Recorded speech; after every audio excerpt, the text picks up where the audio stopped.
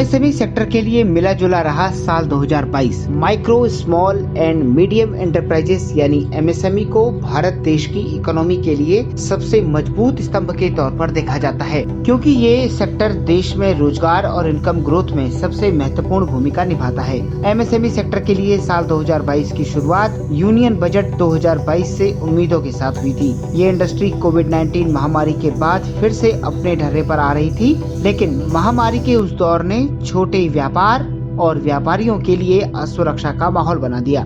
जरूरी बात ये थी कि आम बजट में उद्योग को भारत के आर्थिक विकास के लिए एक महत्वपूर्ण क्षेत्र के रूप में दिखाया गया, जो कुल मैन्युफैक्चरिंग सेक्टर विनिर्माण प्रोडक्शन का तकरीबन 45% है। मौजूदा वक्त में एमएसएमई भारत में 63 मिलियन सकल घरेलू प्रोडक्शन का 30% के बराबर हिस्सेदारी रखता है। हालांकि जैसे जैसे साल खत्म हुआ तो अलग अलग अर्थशास्त्रियों ने इस साल को लेकर अलग अलग राय सामने आई है। किसी का कहना है कि ये भारत में डिजिटल ऋण देने के लिए बहुत महत्वपूर्ण साल था, जबकि कुछ लोगों ने कहा कि ये साल इस सेक्टर के लिए मिला जुला रहा है। लेकिन एक बात जो सभी के बीच कॉमन थी, वो थी पिछले साल में इस सेक्टर में कई महत्वपूर्ण बदलाव जरूर हुए हैं। एक्सपर्ट की माने तो साल 2022 की शुरुआत में इंडस्ट्री के डिजिटल टेक्नोलॉजी को अडॉप्ट करने में 50% तक की तेजी देखी गई। इस तेजी में देश के बढ़ते इंटरनेट का भी एक बड़ा योगदान रहा और इसी के चलते देश फाइनेंशियल इंक्लूजन की तरफ आगे बढ़ा। लेकिन फिर भी मौजूदा वक्त में देश के टियर 2 शहरों और ग्रामीण क्षेत्रों में समान रूप से आर्थिक रूप से कमजोर लोगों के बीच अंतर पाटने के लिए संघर्ष कर रहा है। इसके साथ ही साल 2022 में केंद्र सरकार द्वारा जारी की गई कई नीतिगत योजनाओं का साल भी रहा। इनमें से कुछ योजनाएं पहले से मौजूदा योजनाओं का विस्तार थी, जबकि कुछ नई थी। मोदी सरकार ने अपने बजट भाषण में ये घोषणा की 1 करोड़ 30 लाख एमएसएमई को emergency credit link guarantee scheme के तहत अतिरिक्त धन मुहैया कराया जाएगा, जिसे उन्होंने मार्च 2023 तक बढ़ा दिया। इस बजट भाषण में ये भी कहा गया कि अगले 5 सालों में सरकार 6000 करोड़ रुपए रेटिंग स्कीम को लागू किया जाएगा। यही नहीं, सरकार ने इसके दायरे को बढ़ाते हुए 50,000 करोड़ रुपए से बढ़ाकर 5 लाख करोड़ रुपए तक कर दिया। एक्सपर्ट का ये भी कहना रहा है कि जबकि भारत के पास अभी कोई एमएसएमई पॉलिसी नहीं है, ऐसे में सरकार फरवरी में अपने बजट के साथ कई सारे प्रपोजल लेकर आ सकती है, जिसमें इस क्षेत्र में कंपटीशन, इंफ्रास्ट्रक्चर को बढ़ाने और क्लस्टर डेवलपमेंट, टेक्नोलॉजी अपग्रेडेशन और एमएसएमई प्रोडक्ट के लिए पेमेंट पर जोर देने की बात कही जा सकती है। इसमें भारतीय बाजार के लचीलेपन के कारण सभी व्यापारिक क्षेत्रों ने अच्छा व्यापार भी किया है और बाद में विकास भी किया है। इस क्षेत्र में विकास और विस्तार पूंजी की आवश्यकता के साथ आया, जिसके कारण इस क्षेत्र में टेक्नोलॉजी अपग्रेड हुई और डिजिटल क्षमता में भी बढ़ोतरी हुई।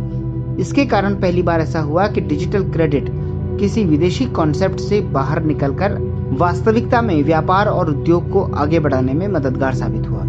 मार्च में केंद्रीय कैबिनेट ने एमएसएमई सेक्टर की परफॉर्मेंस को सुधारने के लिए 6062.45 करोड़ रुपए अप्रूव किए थे। इस स्कीम का कुल बजट 6062.45 करोड़ था, जिसमें 3750 करोड़ रुपए विश्व बैंक ने मंजूर किए, जबकि बाकी 2312.45 करोड़ रुपए सरकार ने अपनी तरफ से लगाने का फैसला किया। मई महीने में केंद्र सरकार ने एम्प्लॉयमेंट जनरेशन प्रोग्राम के तहत 15वें वित्त कमीशन के माध्यम से 2021-22 से लेकर 2025-26 तक कुल 13,554.42 करोड़ रुपए के कार्यक्रम का ऐलान किया। इस ऐलान से मैन्युफैक्चरिंग सेक्टर के लिए इस प्रोजेक्ट की मौजूदा राशि 25 लाख करोड़ से बढ़कर 50 लाख करोड़ रुपए तक पहुंच गई, जिसका फायदा अब 10 लाख से बढ़कर 20 लाख यूनिट तक पहुंच गया है। अक्टूबर में केंद्रीय सूक्ष्म, लघु एवं मध्यम उद्योग मंत्रालय ने कहा कि अगर उनकी श्रेणी में ऊपर की ओर बदलाव होता है तो पंजीकृत एमएसएमई पिछले साल की तुलना में 3 साल की विस्तारित अवधि के लिए नॉन क्रेडिट बेनिफिट का लाभ उठा सकते हैं। मंत्रालय ने कहा कि यह निर्णय एमएसएमई हितधारकों के साथ उचित विचार विमर्श करके लिया जाएगा। एमएसएमई फोरम के मुताबिक नेशनल लॉजिस्टिक पॉलिसी और ऑनलाइन सेलर्स के लिए जीएसटी समानता ने उन लोगों को बहुत सक्षम बनाया है जो भारतीय अर्थव्यवस्था की रीढ़ माने जाते हैं, जबकि साल 2023 में आर्थिक मंदी की भविष्यवाणी की गई है, जिसे भारत के एमएसएमई सेक्टर के लिए एक बड़े अवसर के तौर पर देखा जा रहा है।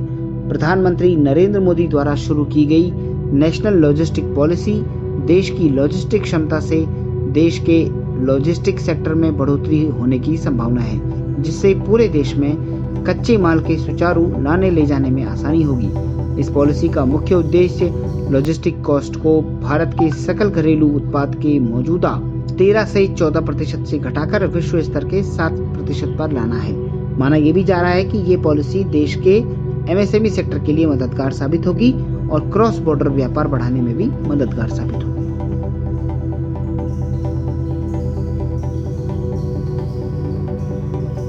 हमारे साथ जुड़े रहने के लिए देखते रहिए देश रोजाना का YouTube चैनल। सब्सक्राइब कीजिए, साथ ही देश रोजाना की खबरें सबसे पहले देखने के लिए प्रेस कीजिए बेल आइकन।